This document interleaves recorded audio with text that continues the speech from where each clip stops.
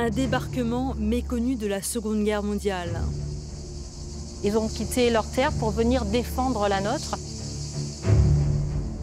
Des tirailleurs écartés par l'état-major. Le blanchiment, c'est littéralement remplacer des soldats de couleur par des soldats blancs. Personnellement, je ne voulais même pas partir, moi je ne voulais pas laisser mes camarades. Leur contribution a pourtant été décisive pour la France. Sans la Provence, De Lattre n'aurait pas été présent ce 8 mai 1945 pour la capitulation allemande.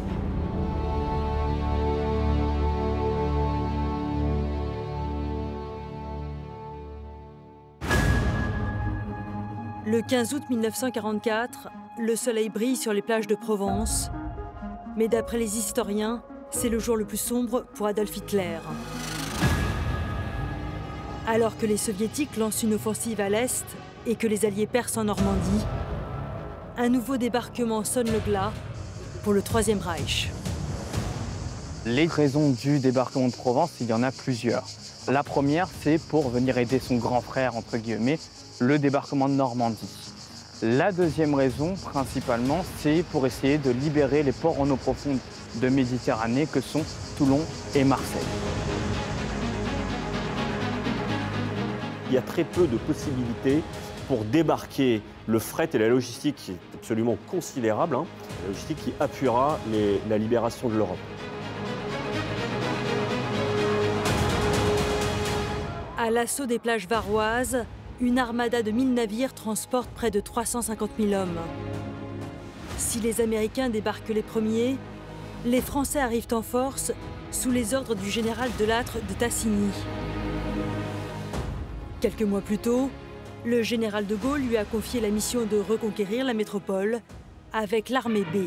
Le général de Gaulle vient d'aller rendre visite, quelque part en Afrique du Nord, aux troupes commandées par le général De Lattre de Tassigny. Parmi ces troupes se mêlent soldats de la métropole et soldats de l'Empire. J'en ai parlé à mon père. Il m'a dit, mon fils, moi j'ai fait la guerre 14-18, je suis revenu. La France est en danger. Engage-toi, si tu l'autorises. C'est une armée composite, hétéroclite, qui est composée de tout ce qui fait la France à l'époque. On y trouve donc des soldats métropolitains, des soldats venus du Pacifique, des tirailleurs venus d'Afrique subsaharienne, des Algériens, des Pieds Noirs, des femmes. La grande différence avec le débarquement de Normandie, effectivement, c'est que les troupes qui débarquent sont majoritairement françaises. Sur les 350 000 hommes qui vont débarquer sur les plages de Provence, on a 260 000 Français, des gens qui vont venir de l'ensemble de l'Empire colonial. Ces soldats aguerris ont combattu en Afrique du Nord et en Italie. Ils progressent rapidement. En face, 210 000 Allemands peinent à tenir leur position, malgré des combats féroces sur les hauteurs de Toulon. Les Allemands étaient là, ils dominaient, ils étaient à la hauteur. Et vraiment, il y a eu beaucoup de pertes africaines. Beaucoup. Et français d'ailleurs.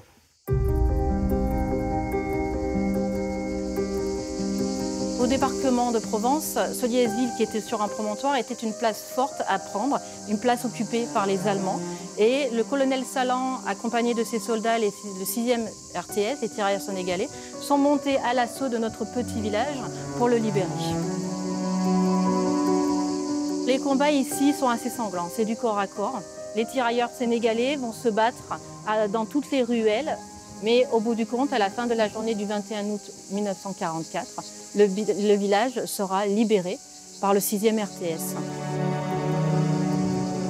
Chez nous, à Soliez-Ville, 19 tirailleurs sénégalais sont tombés en quelques heures pour libérer notre village.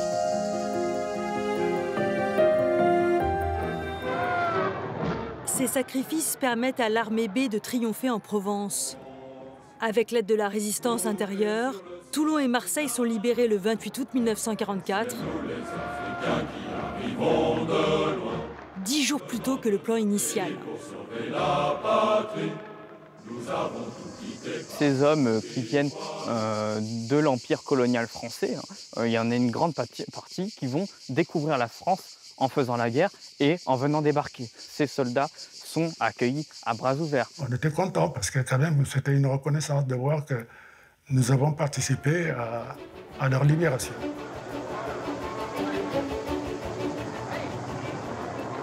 Dès la fin août, les Allemands sont chassés d'abord de Toulon et ensuite de Marseille.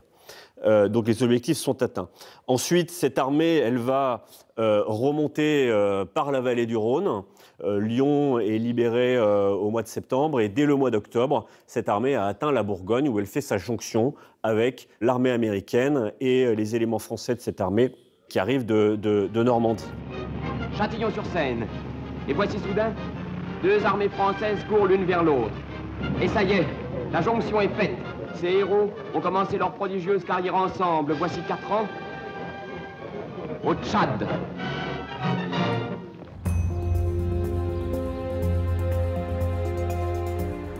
Lors de la jonction des troupes en septembre 1944, les chefs de l'état-major décident de refonder l'armée française en y intégrant toutes les forces du pays.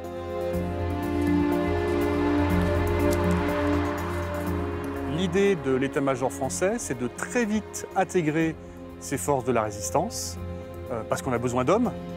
Et puis, on a aussi l'idée de fusionner cette nouvelle armée française avec cette armée de l'intérieur qui s'est constituée quasiment d'elle-même et dont on craint d'ailleurs un petit peu l'indépendance. Donc il faut rallier tout ça, et c'est ce que le général Delatte de Tassigny appellera par la suite l'amalgame.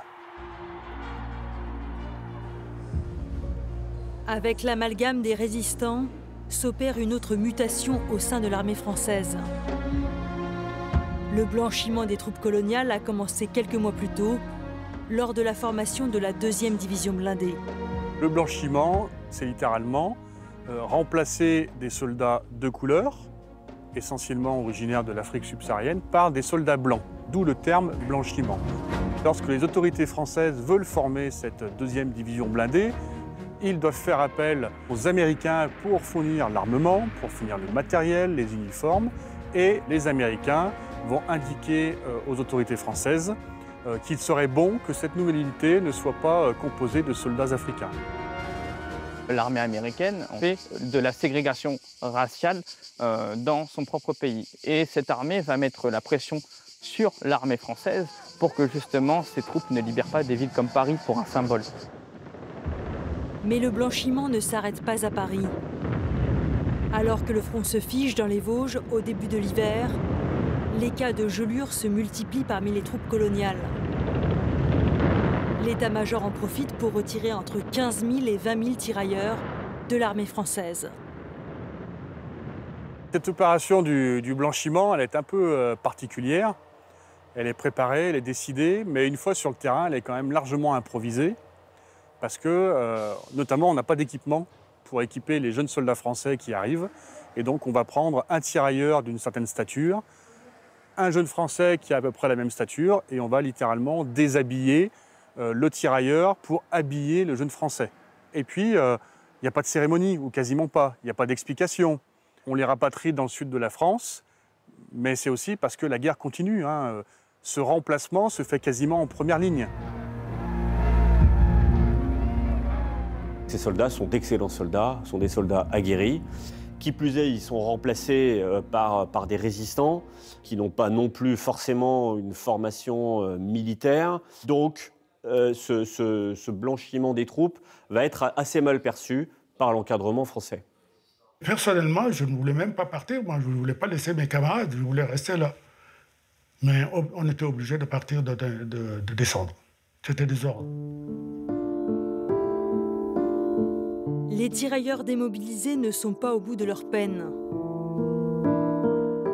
Ils sont envoyés dans les camps de transit du sud-est de la France, où les troupes coloniales ont coutume de passer l'hiver depuis la Première Guerre mondiale.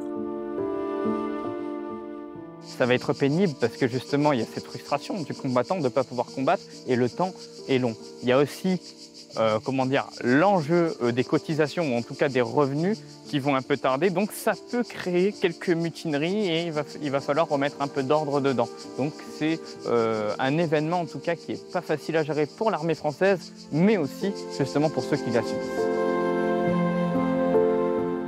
Certains tirailleurs ne seront rapatriés qu'après la fin du conflit. Et c'est sans eux que l'armée française continue son épopée jusqu'à la victoire finale. Les Français vont entrer en Allemagne, contrairement à la Première Guerre mondiale, qui vont libérer des villes comme Stuttgart et s'arrêter à Innsbruck en Autriche. Donc ils ont participé à la campagne de la libération européenne, ce qui va permettre justement d'apporter une légitimité militaire, puis une légitimité sur le plan politique.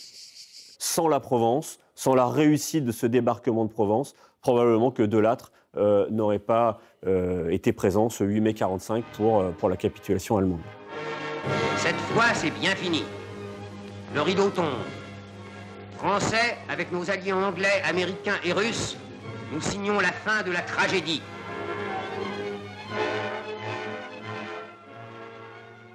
C'est nous les Africains qui arrivons de loin. Si l'armée française est blanchie à la libération, le général de Gaulle sait ce qu'il doit à l'Empire. Le 18 juin 1945, quand la France recouvre sa souveraineté, il fait défiler toutes les unités combattantes à Paris, sans distinction de couleur. La guerre, c'est pas une bonne chose. Hein. On tue les gens. Si vous ne les tuez pas, c'est eux qui vous tuent. C'est pas une bonne chose, mais voilà. Pourquoi les Allemands sont venus prendre la France, notre France? Il fallait la défendre. Voilà.